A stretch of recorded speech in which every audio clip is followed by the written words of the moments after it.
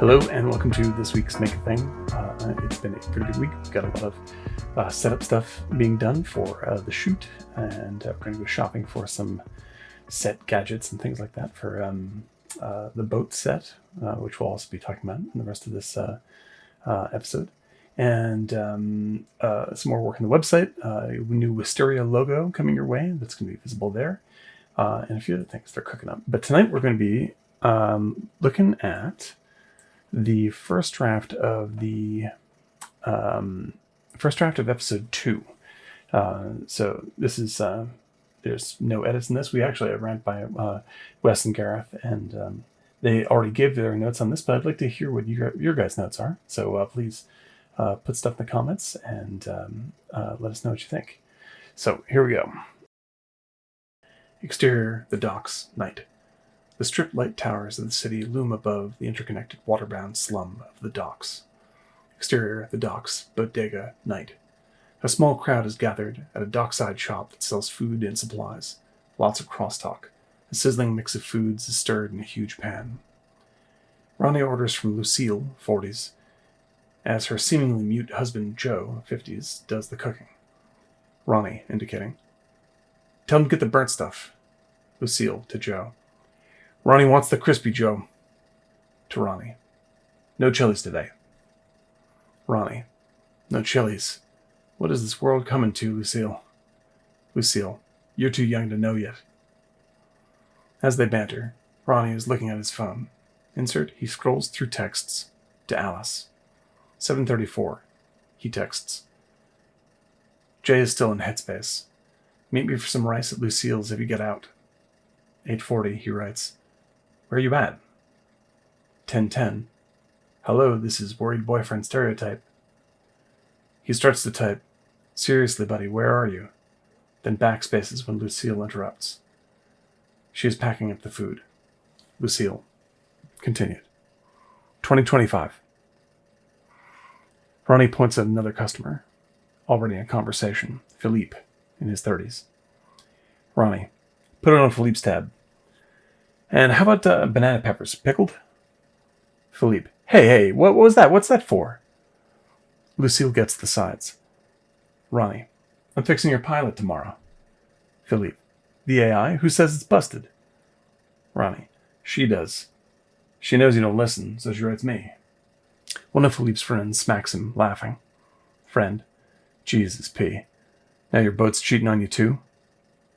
As that goes on, we become more and more aware of a girl, 16, watching something on her phone. We hear the clanging sounds of a sword fight. It catches Ronnie's eye. We don't see what he sees, but we hear a familiar voice. Wrath. Off-screen. And whatever occult heresy may be hiding in my library, and take a coach up to the north as quickly as possible. Lucille puts the bag in front of him. Ronnie. Holy shit. The girl looks at him like he's a creeper. His phone buzzes, saving him. He is surprised that it's not Alice. Insert, phone, 10:30. Joao. Come back now. Ronnie takes the bag, leaves. Interior, boat, minutes later. Ronnie steps in, puts down the steaming boxes of food. Ronnie. They didn't have any hots, so I got pepperoncinis on the side. Oh, you wouldn't believe it. Someone was watching us on their channel. Ronnie realizes he's hearing some sort of emergency radio chatter over the speakers. Ronnie continued. What's with the... Joao pulls cables away from his tablet, shoves it at Ronnie. Joao, shut up, look. Ronnie takes the tablet. Insert tablet.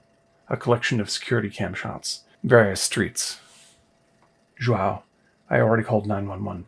Ronnie is about to say, about what? When the fear hits him. Insert tablet. Alice is the one being tracked. From an intersection camera, we peek into the corner of a coffee shop where she sits talking to her contact. A skinny man in a coat, indistinct. Ronnie, scared. Joao, what am I looking at? Joao reaches over, presses the skip button. The meeting ends. They shake hands and part outside the shop. The skinny guy disappears. Alice pulls out her phone, reads something, stops and starts to type back, when a crazed man slams into her, stabbing her twice in the stomach. She collapses. The man runs off. Ronnie continued, in shock. Oh my god. Joao. They picked her up 5 minutes after I called. She's en route now. I'm tapping the radio. She's critical. Joao looks at him. It gets worse. Joao continued. Ronnie. He taps the screen a few more times. Insert tablet. Joao's scans pinpoint the crazed man's face, following him as he runs through 3 successive fields of view, ending in a wide that shows the docks. Joao continued. He's headed towards us. Ronnie. What? How would he even know about us? Wait, did you tell the cops that? Joao takes the tablet back. Joao, we have $300,000 of illegal shit in here. We're ripping off one of the biggest corporations on the West Coast. No, I did not tell the cops, Ronnie. Ronnie's trying to keep his head. Ronnie, okay. He looks out the back of the boat, up the docks. Ronnie's POV, dark and empty. He ducks back in, looks around. Ronnie continued. Strip anything we can carry. Degass everything else. Joao. Then we go to the hospital? Ronnie thinks of something, decides. He digs under his cot, pulls out a tied plastic bag, and begins tearing it open. Ronnie. If someone's really after us, then she might still be... Ronnie pulls a pistol out of the bag, along with a couple of clips. They look at each other. Joao nods and gets to work shutting everything down. Ronnie looks out the back of the boat. Interior, 4-rotor ambulance that moment. 2 EMTs work on Alice in close quarters of the ambulance as it flies over the city. They talk to each other over crackling mics. Alice's eyes try to focus, but look watery, dreamy. The sound is getting swimmy and quiet. The heart monitor is slowing down as the lights fade from the frame. From blackness, brief images of flying over wisteria, blinking in with each beep. Only the voices keep going. EMT voice off-screen. Patient is non-responsive. BPM is negligible. Interior boat that moment. We pull out of a speaker as the same voice continues. EMT voice off-screen. Initiating emergency coma state. Requesting AI administration of patient starting now. Ronnie stares at the speaker in fear, looking between it and the dock. Joao frantically pulls the plugs from everything, stops and looks at him. Ronnie. She'll be all right. Joao doesn't believe it, neither does Ronnie. He stuffs the last of the stuff in the bag and is about to blank the last machine. Ronnie sees something. Ronnie's POV, far down the dock, a shambling figure steps through a light, a glint of a knife. Ronnie squeezes the gun, terrified. Joao. She's still there. Ronnie. Ronnie looks back at him. Joao is looking at the wisteria feed and one pulsing string of connections. Joao continued. The debug, it's still active. Ronnie doesn't understand. He looks back in the darkness. He can't find the figure. Panic rises in his chest. Ronnie. Jay, we gotta go, man. But Joao doesn't hear him. He's racing to replug in a number of wires, running them to a speaker. The crazed man stumbles out of the dark, less than 50 meters away. Warped noise from the speakers makes the image even more terrifying. Ronnie. Jay. Joao tunes the feed. Ronnie cocks the pistol.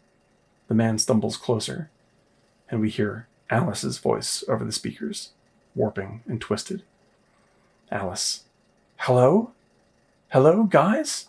Where are you assholes? Ronnie looks at Joao. What the hell is happening?